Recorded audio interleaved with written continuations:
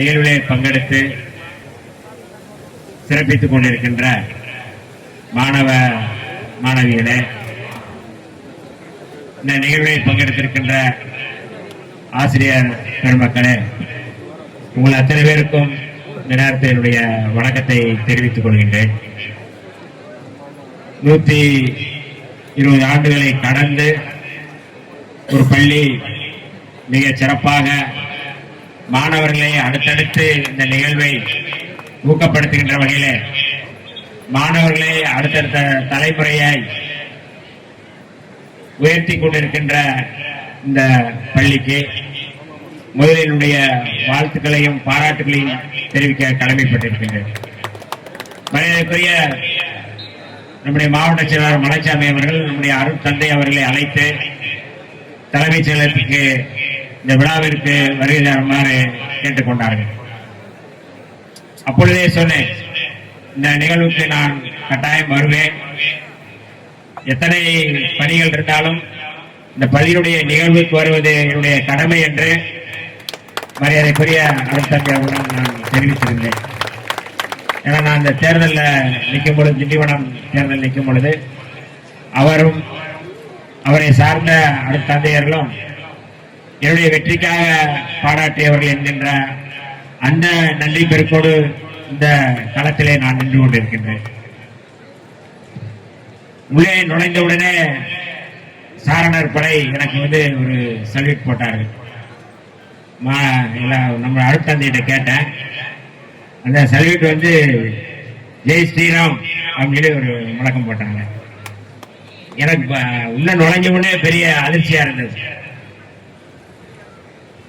சாரணர் படை அப்படிங்கிறது ஜெய் ஸ்ரீராம் அப்படிங்கிற முழக்கத்தை அதுவும் பள்ளிகள்ல போடுவது என்பது புரட்சியாளர் அம்பேத்கர் யாத்தி கொடுத்த அரசியலமைப்பு சட்டத்துக்கு எதிரானது என்பதை நான் பணியோடு தெரிவிக்க கடமைப்பட்டிருக்கின்றேன். வட மாநிலங்களில் அது ஒரு புதிய பேஷனாக உருவாக்கி கொண்டிருக்கிறார்கள். ஜெய் ஸ்ரீராம் சொன்னாதான் தேசபக்தி என்று வட மாநிலங்களில் கட்டமைக்கிறார்கள். ராணுவத்தில் கூட அதை கொண்டு வர முயற்சி செய்கிறார்கள். 2 ராணுவ வீரர்கள் சந்தித்தால் ஜெய்ஹிந்த் என்று சொல்லிக் கொள்கிறார்கள். இப்பொழுது அதை மாற்றி ஜெய் ஸ்ரீராம் என்று அவர்கள் சொல்ல முனைகிறார்கள். ஏன்னா அந்த சுதந்திரத்திற்கு நம்முடைய மாணவ செல்வங்கள் அதை புரிந்து கொள்ள வேண்டும். இருக்கின்ற ஆசிரியர் பெருந்தகைகள், சாரணர் பயிற்சிக்கு இருக்கிறவர்கள் அதை புரிந்து கொள்ள வேண்டும் என்பதற்காக நான் இதை தெரிவிக்க கடமைப்பட்டிருக்கின்றேன். சுதந்திரத்திற்காக பாராட்டிய மக்கள் பல்வேறு மதத்தை சார்ந்தவர்கள், பல்வேறு சமூகத்தை சார்ந்தவர்கள் இருக்கிறார்கள். ஆனால் ஆளுகின்ற ஒன்றிய அரசு அல்லது மோடி தலைமையிலான அரசு ஒரே நாடு ஒரே மொழி என்கின்ற அடிப்படையில் ஒரு போலியான தேசபக்தியை இங்கே கொண்டு வர முயற்சி செய்கிறார்கள். அதுதான் இங்கே ஜெய் ஸ்ரீராம் என்று சாரணர் படைக்குள்ளே ஒரு திணிப்பை முயற்சி செய்கிறார்கள். முதலில் இந்த சாரணர் படையை ஆரம்பித்த ஒரு முக்கிய நிகழ்வு என்பது இந்தியாவில் அல்ல. இந்த சாரணர் படையை முதலில் துவங்கியவர் ராவல் பேடன் பவல் பிரபு என்கின்ற ஒரு பிரிட்டிஷை சேர்ந்தவர் தான். 1857 அவர் இந்த சாரணர் படையை தொடங்குகிறார். மாணவ செல்வங்கள் புரிந்து கொள்வதற்காக சொல்கின்றேன், அல்லது சாரணர் படையை வழிநடத்துகிற ஆசிரியர் பெருமக்களுக்காக நான் இதை சொல்கின்றேன். 1909 தான் இந்தியாவிற்கு அந்த சாரணர் படைங்கிற அமைப்பு உருவாக்கப்பட்டது. பல்வேறு பிரிவுகளாக இருந்த மாணவர்களிடையே தியாகத்தையும், மாணவர்களிடையே ஒரு அறத்தையும், மாணவர்களிடையே துணிச்சலையும், மாணவர்களிடையே நேர்மையும் உருவாக்குவதற்காக அன்றைக்கு அந்த ரவல் பிரபு அவர்கள் இந்த படையை உருவாக்கினார்கள். சாரணர் படை வேண்டும் என்று. ஆனால் இன்றைக்கு திசை மாறிக்கொண்டிருக்கின்றது. நம்முடைய மாணவர் ராமச்சந்திரன் இருளர் சமுதாயத்தை சேர்ந்தவர். அவர் நீட் தேர்வு எழுதியிருக்கிறார். அந்த நீட் தேர்வில் அவர் தேர்வும் செய்யப்பட்டிருக்கிறார்.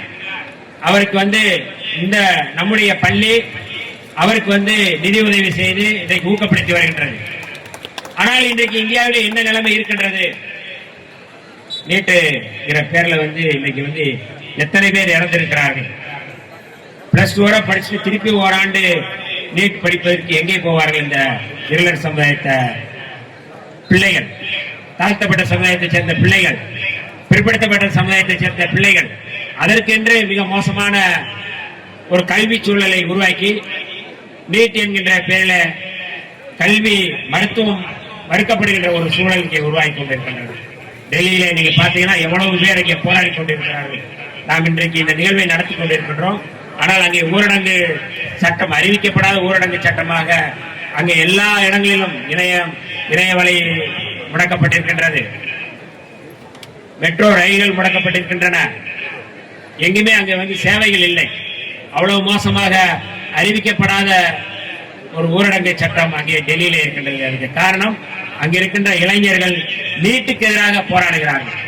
நீட்டுக்கு எதிராக தமிழ்நாட்டிலும் அது தொடர்ந்து கொண்டு இருக்கின்றது. ஆகவேதான் கல்வியை பொதுப்பட்டியலிருந்து மாநில பட்டியலுக்கு கொண்டு வர வேண்டும். அப்பொழுதுதான் மாநில அரசு அதை கல்வி தொடர்பாக முடிவெடுக்க முடியும் என்று தொடர்ந்து நாம் போராடி வருகின்றோம். அந்த வகையில் தான் இந்த ஜெய் ஸ்ரீராம் முழக்கத்தை நாம் பார்க்க வேண்டிய தேவை. எல்லாவற்றையும் அவர்கள் தேசியமயமாக்குவதற்காக ஒரு திணிப்பை உருவாக்கி கொண்டிருக்கிறார்கள். இன்றைக்கு சாரணர் படைகளையும் அதை கொண்டு வந்திருப்பது என்பது மிகவும் ஆபத்தானது.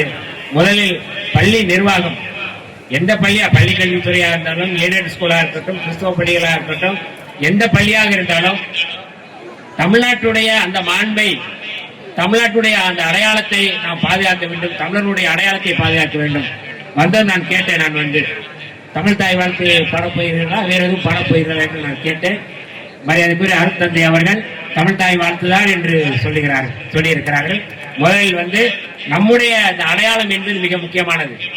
ஒன்றிய அரசு புது சட்டங்களை கொண்டு வந்து நீங்கள் முதலில் வந்தே மாதரம் தான் பாட வேண்டும் என்று திணிப்பது என்பது தமிழ்நாடு ஒருபோதும் ஏற்றுக்கொள்ளாது. நீங்க எத்தனை வடிவங்களில் ஒன்றிய அரசு, பாஜக அரசு எத்தனை வடிவங்களில் இந்தியாவினுடைய புரட்சியாளர் அம்பேத்கர் யாத்து கொடுத்த அந்த அடையாளத்தை எத்தனை முறை நீங்கள் மாற்றம் முனைத்தாலும் தமிழ்நாடு அதை ஏற்றுக்கொள்ள முடியாது என்பதற்கான ஒற்றை உதாரணம் தான் நம்முடைய பள்ளியிலே தமிழ் தாய் வாழ்த்து பாடப்பட்டது. ஏன் இதை நம்ம சொல்கிறோம் என்றால், அவர்கள் கொண்டு வருகின்ற அந்த போலி தேசபக்தி, போலி தேசம் என்பது மதச்சார்பு உள்ள ஒரு அரசாக, இந்துத்துவ அரசாக அது மாற்ற முயற்சி செய்கின்ற போது நாம் புரட்சியாளர் அம்பேத்கர் யாத்து கொடுத்த அரசியலமைப்பு சட்டத்தை பாதுகாக்க வேண்டும். அது ஒரு மதச்சார்பற்ற அரசு. இங்க இருக்கின்ற சிறுபான்மை மக்களுக்கு பாதுகாப்பான அரசு.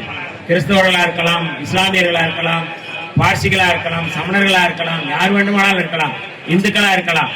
ஆனால் எல்லோரும் சமம் என்கின்ற அந்த பாதுகாப்பை உருவாக்கக்கூடிய ஒரு அரசியலமைப்பு சட்டம் தான் நம்முடைய புரட்சியாளர் அம்பேத்கர் யாத்து கொடுத்த அரசியலமைப்பு சட்டம்.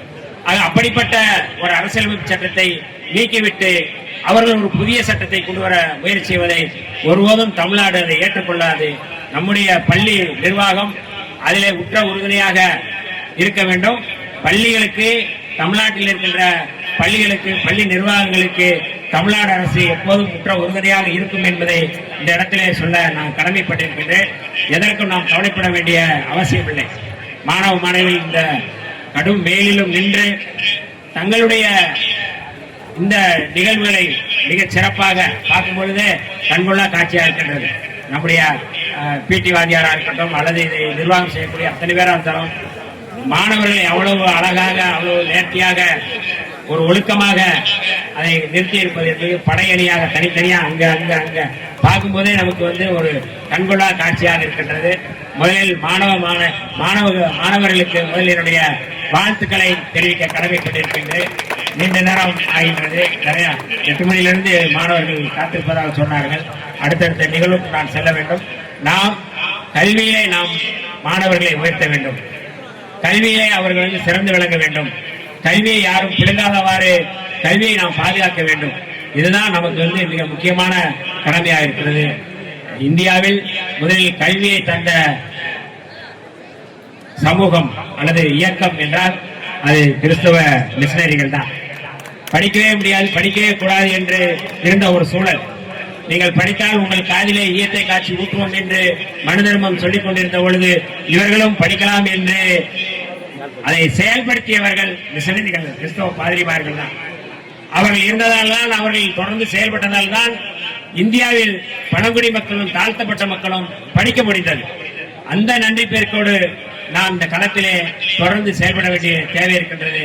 ஆகவே நம்முடைய புனித அன்னாள் ஹையர் செகண்டரி ஸ்கூலுடைய கல்வி பணி அவர்களுடைய தொடர்ந்து நடைபெற்றுக் கொண்டிருக்கின்ற அவருடைய இந்த பணி மீண்டும் மீண்டும் சிறந்து விளங்க வேண்டும், தொடர வேண்டும் என்று சொல்லி வாழ்த்தி விடைபெறுகிறேன்.